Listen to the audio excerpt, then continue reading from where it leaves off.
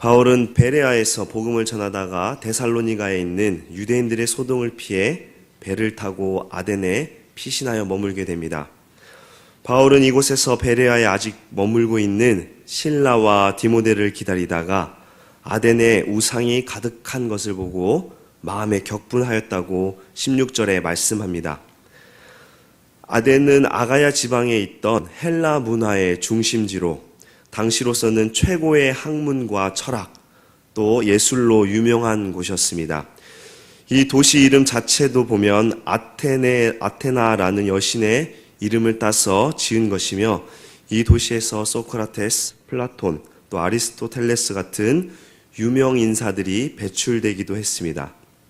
이렇게 학문과 철학 등으로서 유명했던 그곳이 종교적으로는 매우 미신적이고 불경건하였습니다.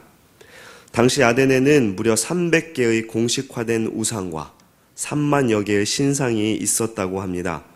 그리스 신화에 등장하는 신들의 사원들로 가득하고 셀 수 없는 각종 신들과 우상들이 거리와 광장, 그리고 마을마다 널려 있었던 것입니다. 이런 것들을 사람들은 찬란한 문명의 걸작이라고 말할 수 있겠지만, 하나님을 경외하는 바울의 눈에는 헛되고도 어리석은 우상들에 불과했습니다.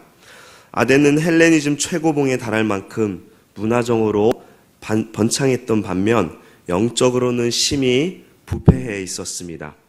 바울은 바로 이런 아덴 사람들의 모습을 보며 분개하여 그들에게 복음을 이해시키기 위해 철학적이고 사변적인 논쟁을 벌였습니다. 바울은 성에 우상이 가득한 것을 보고 마음에 격분을 일으켰다고 말씀하는데요. 바울의 분노는 말씀에 근거한 분노입니다. 모든 것을 용납하시는 하나님이 절대로 용납하지 않는 것이 한 가지 있습니다. 그것은 바로 우상 숭배입니다. 우상 숭배에 관한 한 하나님은 타협을 불허하십니다. 바울은 격분하여 회당에서는 유대인들 그리고 하나님을 경외하는 사람들과 논쟁을 벌이고, 도시의 광장에서는 모인 사람들과 날마다 논쟁을 벌였습니다. 아덴이라는 도시는 학문 강의와 대화, 또 토론의 중심지였기 때문에 그들과 대화를 할 때에는 그들이 무엇이든지 호기심을 가지고 다가왔으며, 바울은 그들의 모든 질문에 하나님의 말씀을 변증법적으로 선포하였습니다. 18절에 바울은 에피쿠로스와 스토아 철학자들과 논쟁을 펼치게 됩니다. 에피쿠로스 철학은 쾌락을 인생의 최고 목표로 삼는 자들입니다. 이 쾌락은 육체적인 쾌락이라기보다는 정신적인 쾌락을 말하는데요. 이들은 신은 있기는 하지만 인간과는 다른 별개의 존재로 보고 있습니다.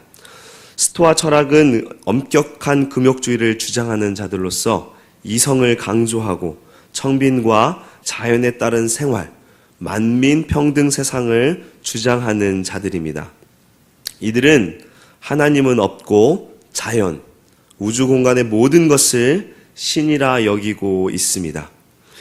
이런 부류의 사람들과 바울이 논쟁을 펼치게 되는데, 이들은 바울을 향해 말쟁이라 말하고 있습니다. 원어로 보면 씨앗을 줍는 자라는 뜻으로 바울을 여러 잡다한 지식을 주워다가 모아서 쌓은 형편없는 잡지식인으로 보았던 것입니다.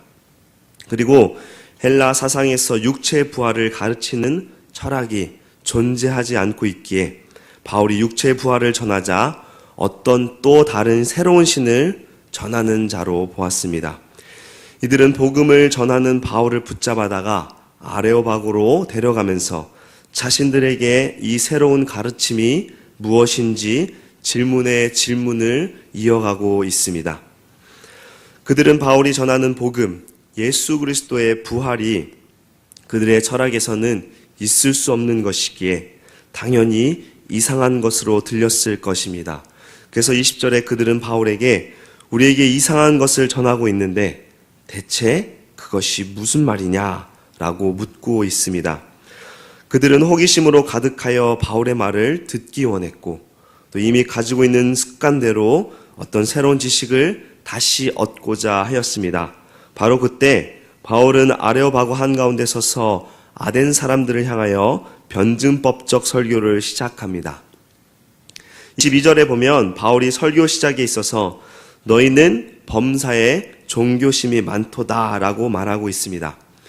이 말은 그 지역의 사람들의 종교성이 매우 강하다는 말과 동시에 너무 미신적인 삶을 살고 있다는 것을 지적하고 있는 것입니다.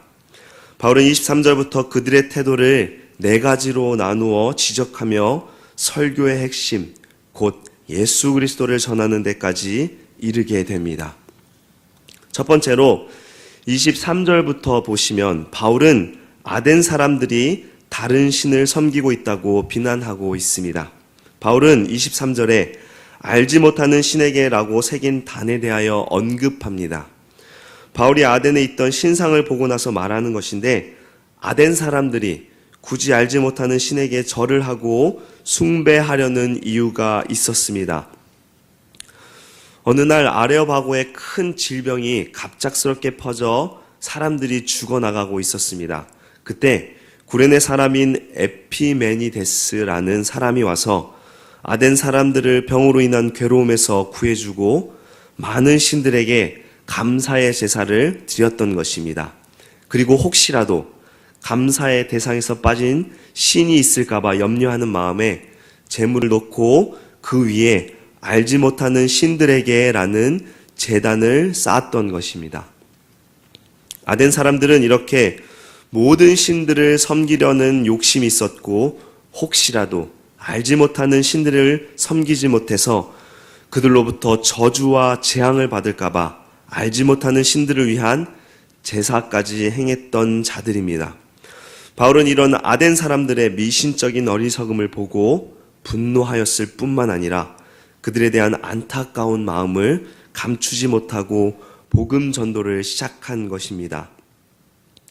두 번째로 24절에서 25절에 바울은 아덴 사람들을 향해 하나님이 누구시며 또 그분을 바르게 섬기는 방법이 무엇인지를 설명합니다. 아덴 사람들은 곳곳에 신전을 만들어 각 신들이 그 신전에 마치 머물 것처럼 신전을 보존하고자 열심을 다했습니다. 하지만 바울은 하나님은 그런 분이 아니시며 참 신이신 하나님은 온 우주 만물을 친히 지배하고 계시는 분으로서 손으로 지은 전에 계시지 않음을 강조합니다.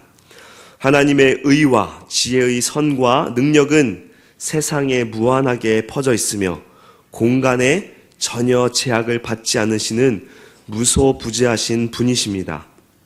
그렇다면 굳이 성전은 왜 필요한 것인가? 보이는 교회는 왜 존재하는가? 그것은 어떤 한 곳에 매여 계시지 않는 지극히 높으신 하나님께서 자기의 백성을 위하여 친히 그들에게 내려오사 정하신 곳에서 하나님의 자신의 임재를 직접 보이시기 위함입니다.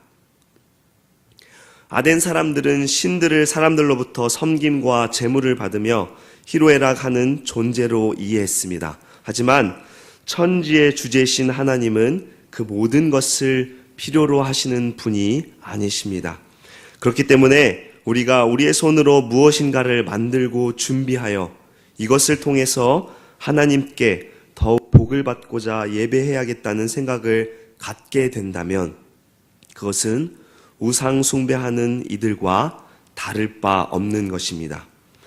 세 번째로 바울은 사람들이 자기들을 지으신 창조주를 알도록 창조되었음에도 소경들처럼 어둠 가운데서 방황하는 어리석음을 비난합니다. 26절에 바울은 인간과 하나님의 관계에 대하여 말씀합니다. 하나님께서는 각 사람 모두가 아담으로부터 한 혈통으로 만드셨으며 온 땅에 살게 하시되 사람의 수명과 또 나라와 그 나라의 기간을 친히 정하여 주셨을 뿐만 아니라 각 나라들의 영토의 범위까지도 나누시고 세밀하게 관여하시는 분이십니다. 아덴의 사람들이 수많은 인간들이 그토록 우상을 만들어가고 그것을 의지하려는 이유가 무엇일까요? 27절에 보면 그것은 혹시라도 사람들이 하나님이라는 존재를 더듬어 찾아 발견하게 되지 않을까 하는 생각으로부터 시작된 것입니다. 이것은 바울이 그들을 향하여 지적한 네 번째로 하나님에 대한 형상을 만들거나 그림을 그리는 것은 잘못된 행위라고 경고합니다. 사람들이 하나님을 찾기는 하지만 하나님께서 친히 만나 주시지 않는다면 결코 하나님을 알 수 없습니다. 왜일까요? 그것은 바로 죄 때문입니다. 그러나 27절의 말씀대로 하나님은 우리 각 사람에게서 멀리 계시는 분이 아니십니다. 하나님께서는 세상에 있는 자신이 만드신 모든 것들 속에 자기 영광을 넣어두심으로 명확하게 하나님의 존재를 깨닫게 하여 주신 분이십니다. 이 하나님을 어떻게 참되게 알 수 있을까요?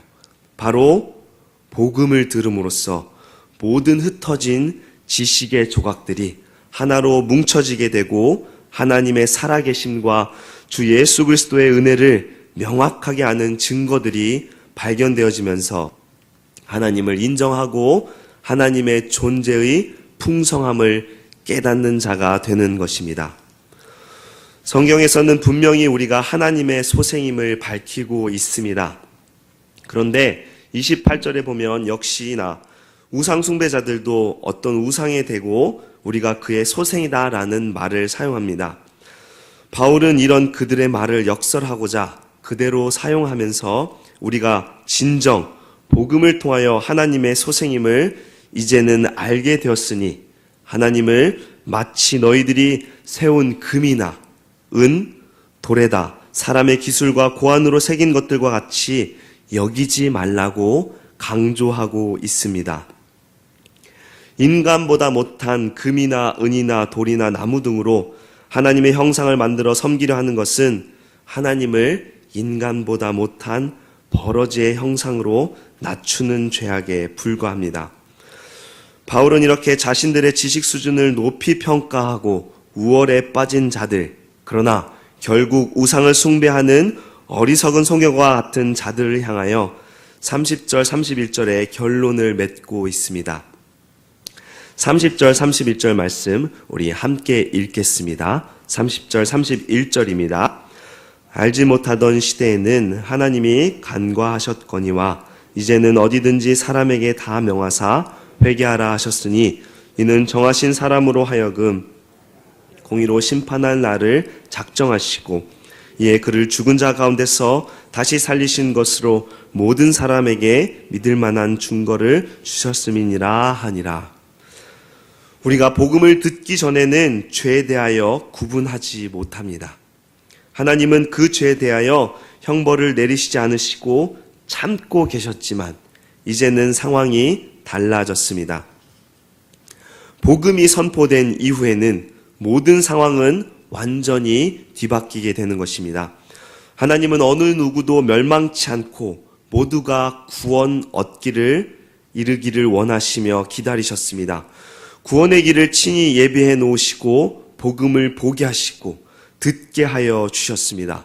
그리고 31절의 말씀처럼 그들에게 천하를 공의로 심판하실 날이 다가올 것임을 분명히 알게 하시고 하나님의 공의로우신 심판 속에서도 예수 그리스도의 중보로 말미암아 예수 그리스도를 다시 살리심 같이 예수 그리스도께로 속한 자들을 다시 살리실 것을 약속해 주셨습니다.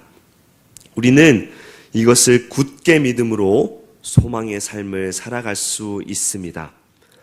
바울이 복음을 전하며 회개를 촉구했지만 세상이 인정하는 지식인들은 복음이 그들의 꿈과 희망에 방해가 되기 때문에 냉소적이며 조롱의 반응을 보였습니다. 세상의 학문은 하나님과 구원에 관한 진리를 바르게 알 수 없습니다. 구원은 하나님의 은혜로 말미암는 것이지 우리의 노력과 능력으로 얻는 것이 아닙니다. 그렇기에 우리에게 베풀어 주신 구원이 얼마나 큰 은혜인가요? 또한 구원은 우리의 복음 전도로 씨가 뿌려집니다. 바울이 전한 복음을 통하여 아데네 지역에는 비록 많은 수는 아니지만 몇 사람이 하나님이 예비하신 믿음을 갖게 됩니다. 그리고 그들을 통해 이제 복음의 씨앗은 아데네 지역에 심겨지게 되어 이후에도 지속적으로 각 사람에게 복음이 전해지게 되고 각 사람이 하나님께로 돌아오게 되는 역사가 일어나게 됩니다. 이런 역사가 우리 석관중앙교회도 있기를 바랍니다. 이런 하나님의 백성들이 돌아옴의 역사가 성도들의 복음 전도를 통해 지속적으로 이루어지며 성도님들의 가정과 사회 안에서 반드시 역사되어지기를 소망합니다. 기도하겠습니다.